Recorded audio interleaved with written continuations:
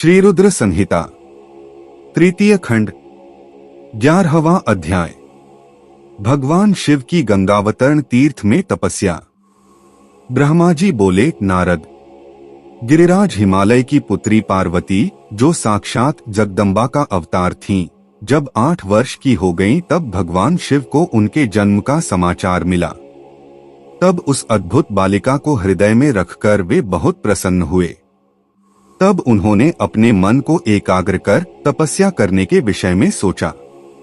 तत्पश्चात नंदी एवं कुछ और गणों को साथ लेकर महादेव जी हिमालय के सर्वोच्च शिखर पर गंगोत्री नामक तीर्थ पर चले गए। इसी स्थान पर पतित पावनी गंगा ब्रह्मलोक से गिर रही हैं। भगवान शिव ने उसी स्थान को तपस्या करने के लिए चुना। शिवजी अपने मन को एकाग्रचित्त कर आत्मभूत ज्ञानमयी नित्य ज्योतिर्मय चिदानंद स्वरूप परम ब्रह्मा परमात्मा का चिंतन करने लगे। अपने स्वामी क्रोध में मग्न पाकर नंदी एवं अन्य शिवगण भी समाधि लगाकर बैठ गए। कुछ गण शिवजी की सेवा करते तथा कुछ उस स्थान की सुरक्षा हेतु कार्य करते। जब गिरिराज हिमालय को शिवजी के आगमन का यह शुभ समाचार प्राप्त हुआ तब वे प्रेम पूर्वक मन में आदर का भाव लिए अपने सेवकों सहित उस स्थान पर आए जहां वे तपस्या कर रहे थे। हिमालय ने दोनों हाथ जोड़कर रुद्रदेव को प्रणाम किया। तत्पश्चात उनकी भक्तिभाव से पूजा आराधना करने लगे।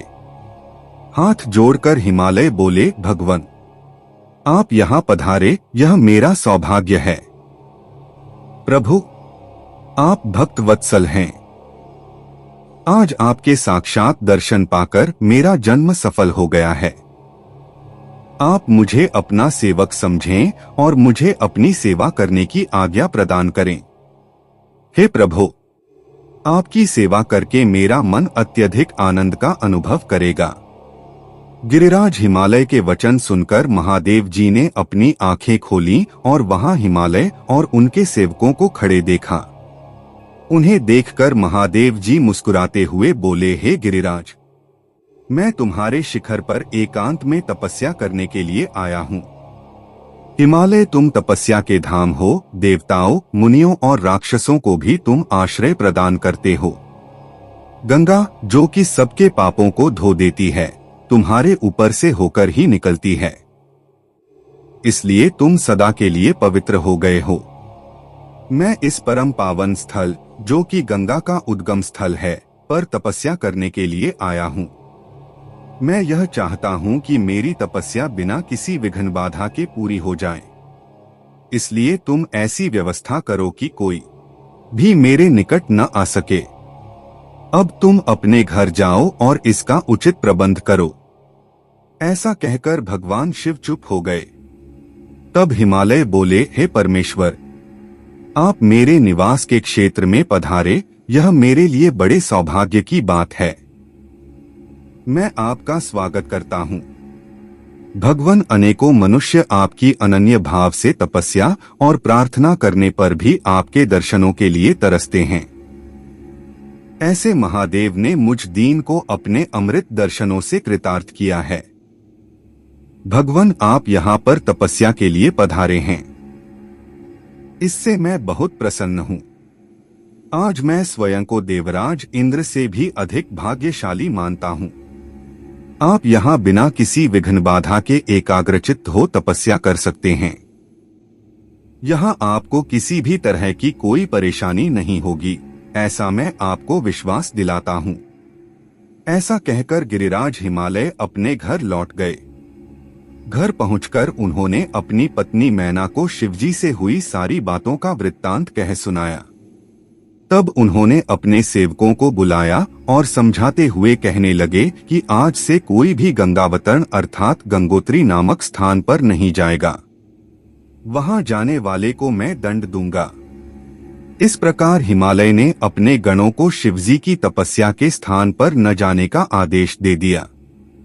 श्री रुद्र संहिता तृतीय खंड 12वां अध्याय। पार्वती को सेवा में रखने के लिए हिमालय का शिव को मनाना। ब्रह्मा जी बोले, हे मुनि नारद, तत्पश्चात हिमालय अपनी पुत्री पार्वती को साथ लेकर शिवजी के पास गए। वहां जाकर उन्होंने योग साधना में डूबे त्रिलोकीनाथ भगवान शिव को दोनों हाथ जोड़कर नमस्कार किया तथा इस प्रकार प्रार्थना करने लगे, भगवान, मेरी पुत्री पार्वती आपकी सेवा करने की बहुत उत्सुक है, इसलिए आपकी आराधना करने के लिए मैं इसे अपने साथ यहाँ लाया हूँ। हे प्रभु, यह अपनी 2 सखियों के साथ आपकी सेवा में रहेगी। आप मुझ पर कृपा करके इसे अपनी सेवा का अवसर प्रदान करिए। तब भगवान शिव ने उस परम सुंदरी हिमालय कन्या पार्वती को देखकर अपनी आंखें बंद कर लीं और पुनः परमब्रह्म के स्वरूप का ध्यान करने में निमग्न हो गए। उस समय सर्वेश्वर एवं सर्वव्यापी शिवजी तपस्या करने लगे। यह देखकर हिमालय इस सोच में डूब गए कि भगवान शंकर उनकी तपस्या स्वीकार करेंगे या नहीं। तब एक बार पुनः हिमालय ने दोनों हाथ जोड़कर शिवजी के चरणों में प्रणाम किया और बोले, हे देवाधिदेव महादेव, हे भोलेनाथ, शिवशंकर, मैं दोनों हाथ जोड़े आपकी शरण में आया हूँ। कृपया आंखें खोलकर मेरी ओर देखिए भगवान, आप सभी विपत्तियों को दूर करते हैं। हे भक्त वत्सल, मैं रोज अपनी पुत्री के साथ आपके दर्शनों के लिए यहाँ आऊंगा, कृपया मुझे आज्ञा प्रदान कीजिए। हिमालय के वचनों को सुनकर त्रिलोकीनाथ भगवान शिव ने अपने नेत्र खोल दिए और बोले, हे गिरिराज हिमालय, आप अपनी कन्या को घर पर ही छोड़कर मेरे दर्शनों को आ सकते हैं, नहीं तो आपको मेरा भी दर्शन नहीं होगा। महेश्वर की ऐसी बात सुनकर हिमालय ने अपना मस्तक झुका दिया और शिवजी से बोले, हे प्रभु, हे महादेव जी, कृपया यह बताइए कि मैं अपनी पुत्री के साथ आपके दर्शनों के लिए क्यों नहीं आ सकता? क्या मेरी पुत्री आपकी सेवा के योग्य नहीं है? फिर इसे न लेकर आने का कारण मुझे समझ में नहीं आता। हिमालय की बात सुनकर शिवजी हंसने लगे और बोले, हे गिरिराज, आपकी पुत्री सुंदर, चंद्रमुखी और अनेक शुभ लक्षणों से संपन्न है, इसलिए आपको इसे मेरे पास नहीं लाना चाहिए, क्योंकि विद्वानों ने नारी को माया रूपिणी कहा है। युवतियां ही तपस्वियों की तपस्या में विघ्न डालती हैं। मैं योगी हूँ, सदैव तपस्या में लीन रहता हूँ और माया मोह से दूर रहता हूँ, इसलिए मुझे स्त्री से दूर ही रहना चाहिए। हे हिमालय, आप धर्म के ज्ञानी और वेदों की रीतियां जानते हैं। स्त्री की निकटता से मन में विषय वासना उत्पन्न हो जाती है और वैराग्य नष्ट हो जाता है, जिससे तपस्वी और योगी का ध्यान नष्ट हो जाता है। इसलिए तपस्वी को स्त्रियों का साथ नहीं करना चाहिए। इस प्रकार कहकर भगवान शिव चुप हो गए। हिमालय शिवजी के ऐसे वचनों को सुनकर चकित और व्याकुल हो गए। उन्हें चुप देखकर पार्वती देवी असमंजस में पड़ गईं। श्री रुद्र संहिता तृतीय खंड 13वां अध्याय। पार्वती शिव का दार्शनिक संवाद। भगवान शंकर के वचन सुनकर पार्वती जी बोली, योगीराज, आपने जो कुछ भी मेरे पिताश्री गिरिराज हिमालय से कहा उसका उत्तर मैं देती हूँ। अंतर्यामी, आपने महान तप करने का निश्चय किया है। ऐसा करने का निश्चय आपने शक्ति के कारण ही लिया है। सभी कर्मों को करने की यह शक्ति ही प्रकृति है। प्रकृति ही सबकी सृष्टि, पालन और संहार करती है। प्रभु, आप थोड़ा विचार करें, प्रकृति क्या है और आप कौन हैं? यदि प्रकृति न हो तो शरीर तथा स्वरूप किस प्रकार हो? आप सदा प्राणियों के लिए वंदनीय और चिंतनीय हैं। यह सब प्रकृति के ही कारण है। पार्वती जी के वचनों को सुनकर उत्तम लीला करने वाले भगवान शिव हंसते हुए बोले, मैं अपने कठोर तप द्वारा प्रकृति का नाश कर चुका हूँ। अब मैं तत्वरूप में स्थित हूँ। साधु पुरुषों को प्रकृति का संग्रह नहीं करना चाहिए। भगवान शिव के इस प्रकार के वचनों को सुनकर पार्वती हंसती हुई बोली, हे करुणा निधान, कल्याणकारी योगीराज, आपने जो कहा क्या वह प्रकृति नहीं है? तो फिर आप उससे अलग कैसे हो सकते हैं? बोलना या कुछ भी करना अर्थात हमारे द्वारा किया गया हर क्रियाकलाप ही प्रकृति है। हम सदा ही प्रकृति के ही वश में हैं। यदि आप प्रकृति से अलग हैं तो न आपको बोलना चाहिए और न ही कुछ और करना चाहिए, क्योंकि ये कार्य तो प्रकृति के हैं अर्थात प्राकृत हैं। भगवान, आप हंसते, सुनते, खाते, देखते और करते हैं, वह सब भी तो प्रकृति का ही कार्य है। इसलिए व्यर्थ के वाद विवाद से कोई लाभ नहीं है। यदि आप वाकई प्रकृति से अलग हैं तो इस समय यहाँ तपस्या क्यों कर रहे हैं? सच तो यह है कि आप प्रकृति के वश में हैं और इस समय अपने स्वरूप को खोजने के लिए ही तपस्या में लीन रहना चाहते हैं। योगी राज, आप किस प्रकार की बात कर रहे हैं, थोड़ा विचार कर कहें। यदि आपने प्रकृति का नाश कर डाला है तो आप किस प्रकार विद्यमान रहेंगे, क्योंकि संसार तो सदा से ही प्रकृति से बंधा हुआ है। क्या आप प्रकृति का यह तत्व नहीं जान रहे हैं कि मैं ही प्रकृति हूं? आप पुरुष हैं, यह पूर्णतया सच है।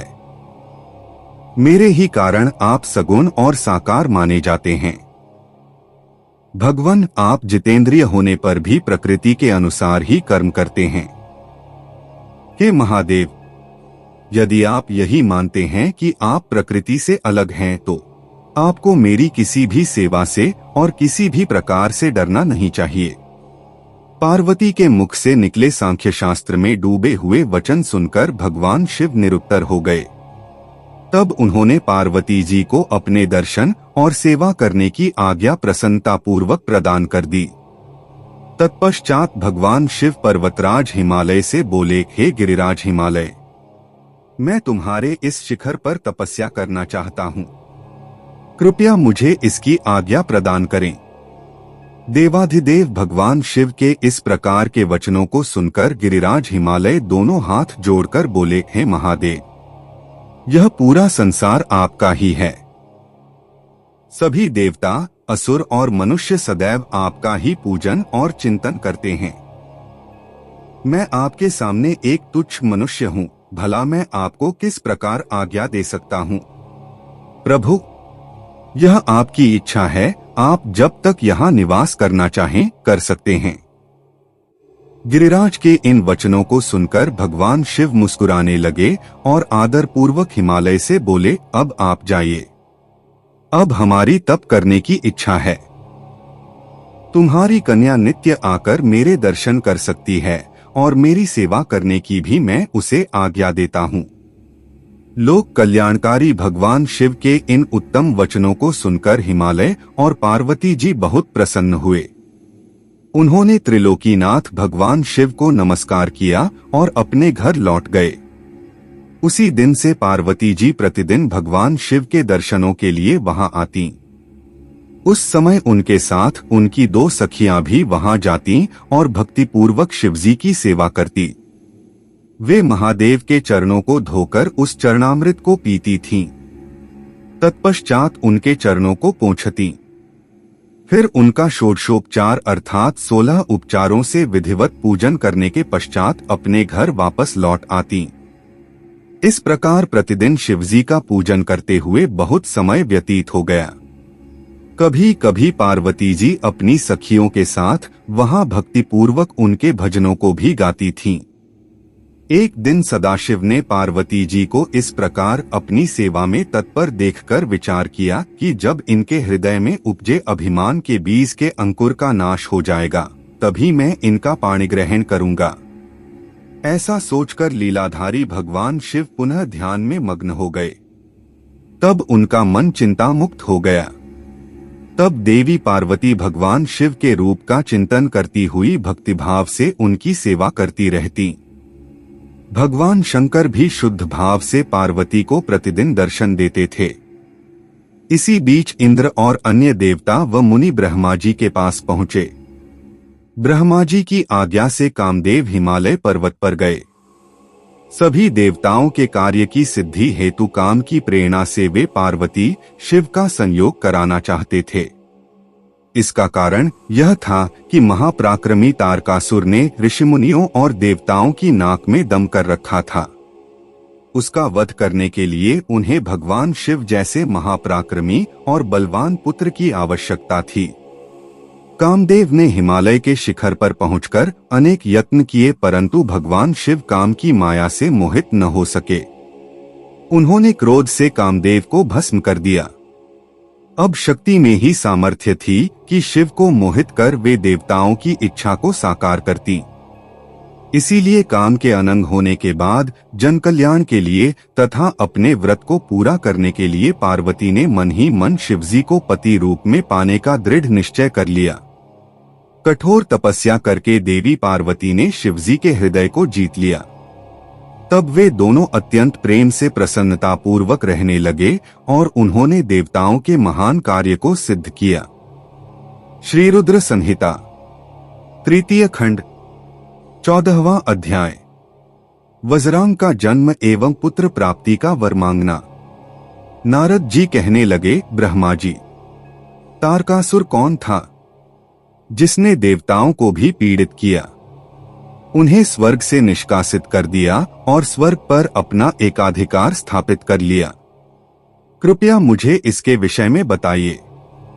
ब्रह्मा जी बोले, हे मुनि नारद, मरीचि के पुत्र कश्यप मुनि थे। उनकी 13 स्त्रियां थीं, जिसमें सबसे बड़ी दिति थी। उससे हिरण्यकशिपु तथा हिरण्याक्ष नामक 2 पुत्र हुए। हिरण्यकशिपु तथा हिरण्याक्ष को श्रीहरि विष्णु ने वाराह तथा नृसिंह का रूप धारण करके मार दिया था। तब अपने पुत्रों के मर जाने से दुखी होकर दिति ने कश्यप से प्रार्थना की तथा उनकी बहुत सेवा की। उनकी कृपा से दिति पुनः गर्भवती हुई। जब इंद्र को इस बात का पता चला तो उन्होंने दिति के गर्भ में ही उनके बच्चे के छोटे छोटे टुकड़े कर दिए, परंतु दिति के व्रत एवं अन्य भक्तिभाव से बालक को मारने में वे सफल न हुए। समय पूरा होने पर उसके गर्भ से 49 बालक उत्पन्न हुए।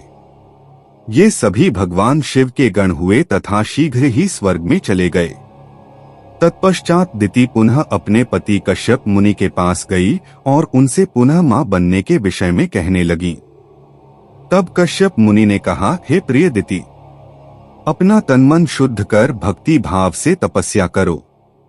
10,000 वर्ष बीतने के पश्चात तुम्हें तुम्हारी इच्छा के अनुरूप पुत्र की प्राप्ति होगी।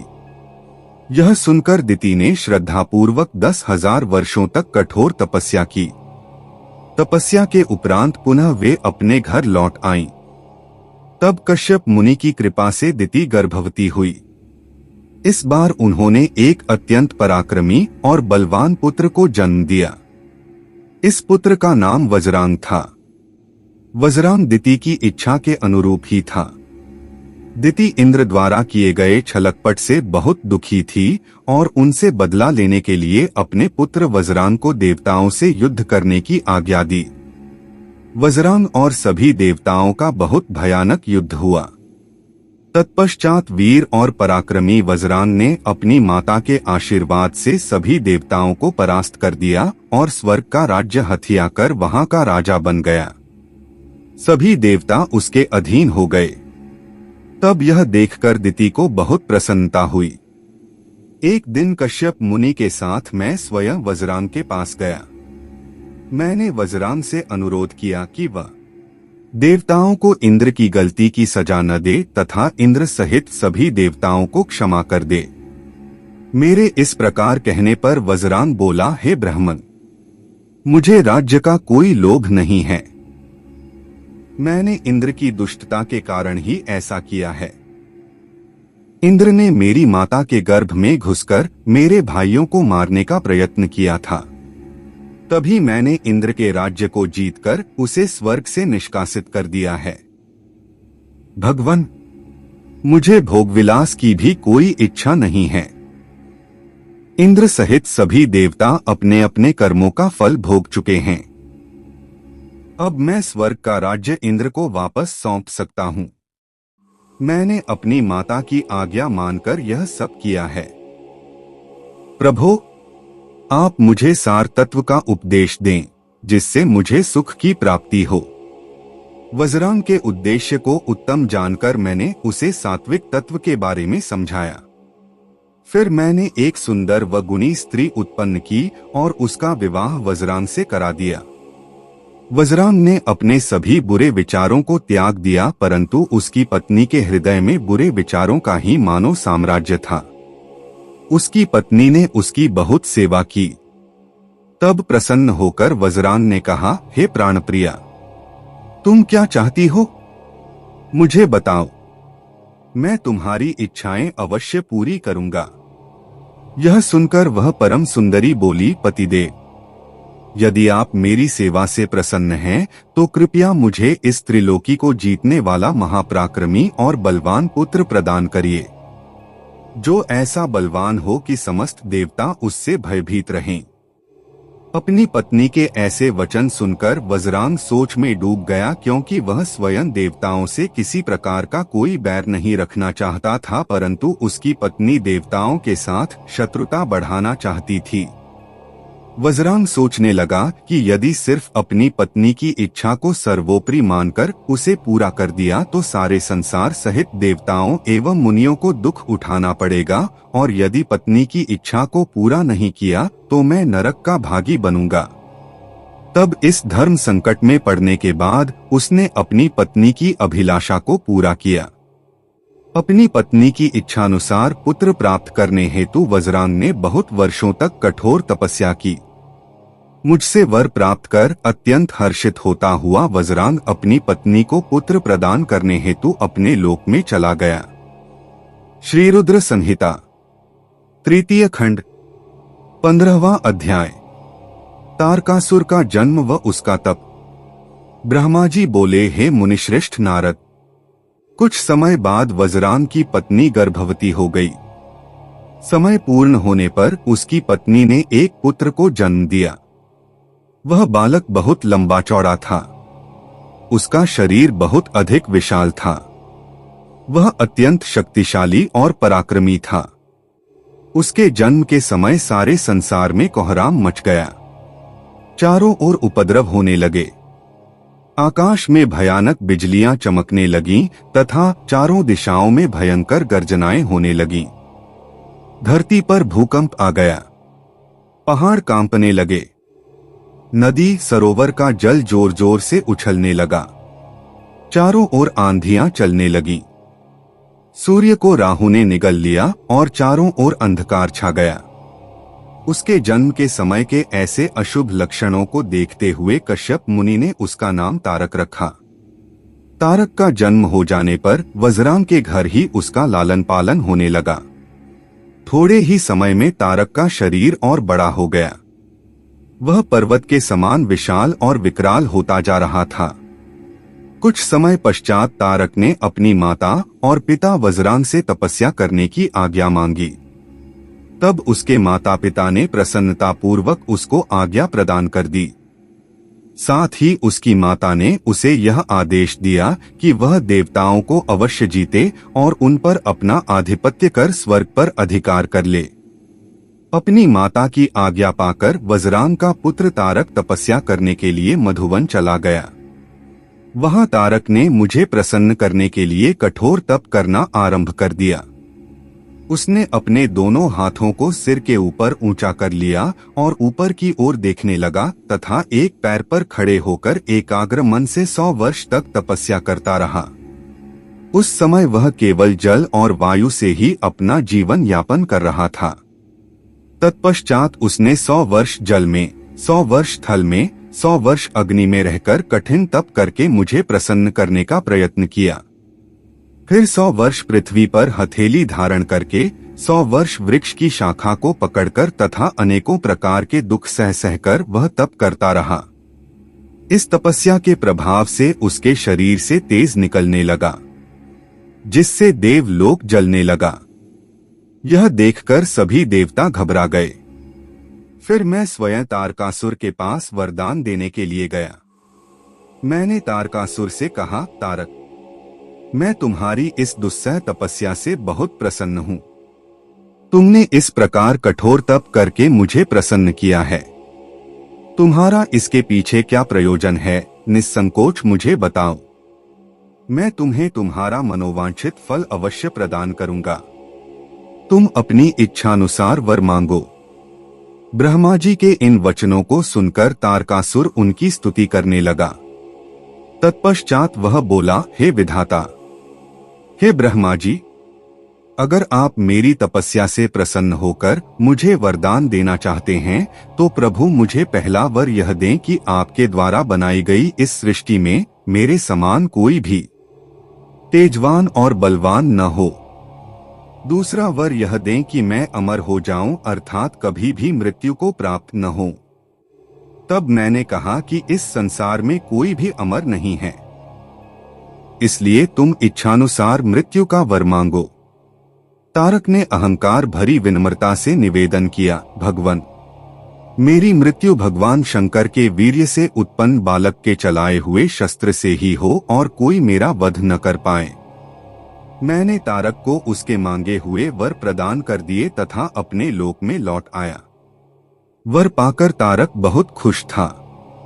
वह भी वर प्राप्ति का समाचार देने के लिए अपने घर को चला गया। दैत्यों के गुरु शुक्राचार्य ने तारक को असुरों का राजा बना दिया।